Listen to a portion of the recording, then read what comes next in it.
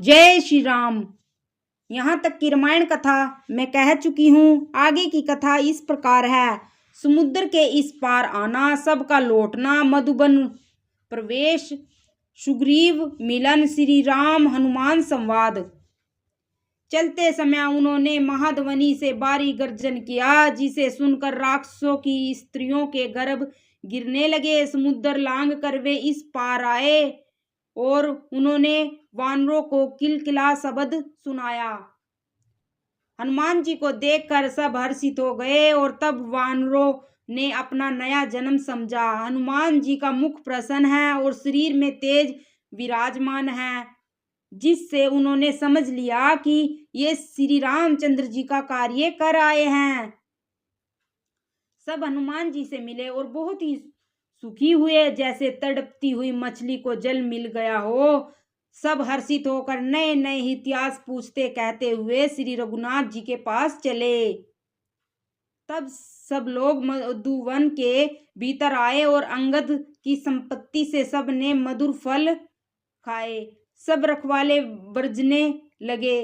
तब गूसों की मार मारते ही सब रखवाले भाग छूटे। उन सब ने जाकर पुकारा कि युवराज अंगद वन उजाड़ रहे हैं। यह सुनकर सुग्रीव हर्षित हुए कि वानर प्रभु का कार्य कर आए हैं। यदि सीता जी की खबर ना पाई होती तो क्या वे मधुवन के फल खा सकते थे। इस प्रकार राजा सुग्रीव मन में विचार कर ही रहे थे कि समाज सहित वानर आ गए। सब ने आकर सुग्रीव के चरणों में सिर नवाया। कपिराज सुग्रीव सभी से बड़े प्रेम के साथ मिले। उन्होंने कुशल पूछी। आपके चरणों के दर्शन से सब कुशल है। श्री राम जी की कृपा से विशेष कार्य हुआ। हे नाथ, हनुमान जी ने सब कार्य किया और सब वानरों के प्राण बचा लिए। यह सुनकर सुग्रीव जी हनुमान जी से फिर मिले और सब वानरों समेत श्री रघुनाथ जी के पास चले। श्री राम जी ने जब वानरों को कार्य किए हुए आते देखा, तब उनके मन में विशेष हर्ष हुआ। दोनों भाई स्फटिक शिला पर बैठे थे। सब वानर जाकर उनके चरणों पर गिर पड़े। दया की राशि श्री रघुनाथ जी सबसे प्रेम सहित गले लग कर मिले और कुशल पूछी। हे नाथ, आपके चरण कमलों के दर्शन पाने से अब कुशल है। जामवान ने कहा, हे रघुनाथ जी सुनिए। हे नाथ, जिस पर आप दया करते हैं उसे सदा कल्याण और निरंतर कुशल हैं। देवता, मनुष्य और मुनि सभी उस पर प्रसन्न रहते हैं। वही विजयी है, वही विनयी है और वही गुणों का समुद्र बन जाता है। उसी का सुंदर यश तीनों लोकों में प्रकाशित होता है। प्रभु की कृपा से सब कार्य हुआ। आज हमारा जन्म सफल हो गया। हे नाथ, पवन पुत्र हनुमान ने जो करनी की उसका 1000 मुखों से भी वर्णन नहीं किया जा सकता। तब जामवान ने हनुमान जी के सुंदर चरित्र श्री रघुनाथ जी को सुनाए। वे चरित्र सुनने पर कृपा निधि श्री रामचंद्र जी के मन को बहुत ही अच्छे लगे। उन्होंने हर्षित होकर हनुमान जी को फिर हृदय से लगा लिया और कहा, हे तात, कहो सीता किस प्रकार रहती है और अपने प्राणों की रक्षा करती है। हनुमान जी ने कहा, आपका नाम रात दिन पहरा देने वाला है। आपका ध्यान ही किवाड़ है। नेत्रों को अपने चरणों में लगाए रहती है, यही ताला लगा है। फिर प्राण जाए तो किस मार्ग से। चलते समय उन्होंने मुझे चूड़ामणि दी। श्री रघुनाथ जी ने उसे लेकर हृदय से लगा लिया। हे नाथ, दोनों नेत्रों में जल भरकर जानकी जी ने मुझसे कुछ वचन कहे। छोटे भाई समेत प्रभु के चरण पकड़ना और कहना कि आप दीन बंधु हैं, शरणागत के दुखों को हरने वाले। मैं मन, वचन और कर्म से आपके चरणों की अनुरागिणी हूँ। फिर स्वामी ने मुझे किस अपराध से त्याग दिया।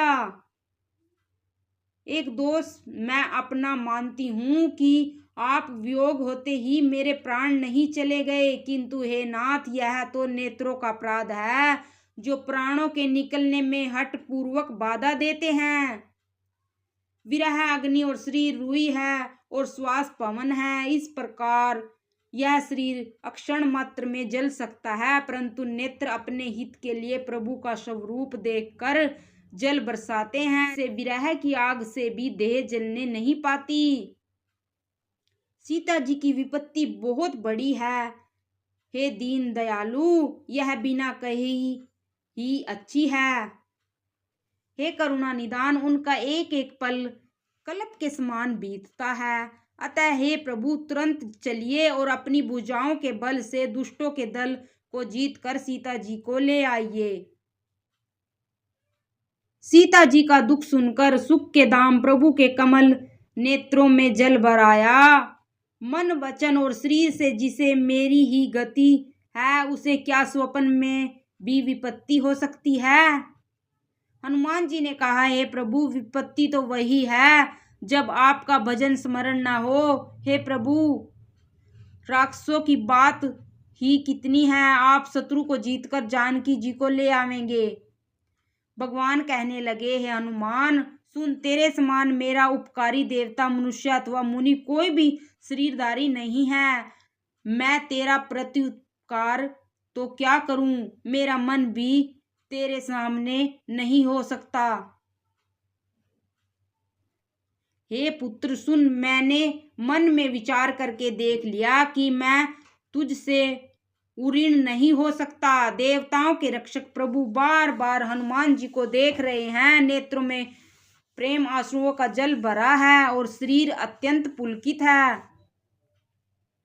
प्रभु के वचन सुनकर और उनके मुख तथा अंगों को देखकर हनुमान जी हर्षित हो गए और प्रेम में विकल होकर, हे भगवान, मेरी रक्षा करो कहते हुए श्री राम जी के चरणों में गिर पड़े। प्रभु उनको बार बार उठाना चाहते हैं, परंतु प्रेम में डूबे हुए हनुमान जी को चरणों से उठाना सुहाता नहीं। प्रभु का कर कमल हनुमान जी के सिर पर हैं। उस स्थिति का स्मरण करके शिव जी प्रेम मगन हो गए। फिर मन को सावधान करके शंकर जी अत्यंत सुंदर कथा कहने लगे। हनुमान जी को उठाकर प्रभु ने हृदय से लगाया और हाथ पकड़कर अत्यंत निकट बैठा लिया। हे हनुमान, बताओ तो, रावण के द्वारा सुरक्षित लंका और उसके बड़े बाके किले को तुमने किस तरह जलाया। हनुमान जी ने प्रभु को प्रसन्न जाना और वे अभिमान रहित वचन बोले। बंदर का बस यही बड़ा पुरुषार्थ है कि वह एक डाल से दूसरी डाल पर चला जाता है। मैंने जो समुद्र लांघ कर सोने का नगर जलाया और राक्षस गण को मारकर अशोक वन को उजाड़ डाला, यह सब तो हे श्री रघुनाथ जी आप ही का प्रताप है। हे नाथ, इसमें मेरी प्रभुता कुछ भी नहीं है। हे प्रभु, जिस प्रकार आप प्रसन्न हो उसके लिए कुछ भी कठिन नहीं है। आपके प्रभाव से रुई बड़वानल को निश्चय ही जला सकती है। हे नाथ, मुझे अत्यंत सुख देने वाली अपनी निश्चल भक्ति कृपा करके दीजिए। हनुमान जी का अत्यंत सरल वाणी सुनकर हे भवानी, तब प्रभु श्री रामचंद्र जी ने एवं अस्तु ऐसा ही हो कहा। हे उमा, जिसने श्री राम जी का स्वभाव जान लिया उसे भजन छोड़कर दूसरी बात ही नहीं सुहाती। यह स्वामी सेवक का संवाद जिसके हृदय में आ गया वही श्री रघुनाथ जी के चरणों की भक्ति पा गया।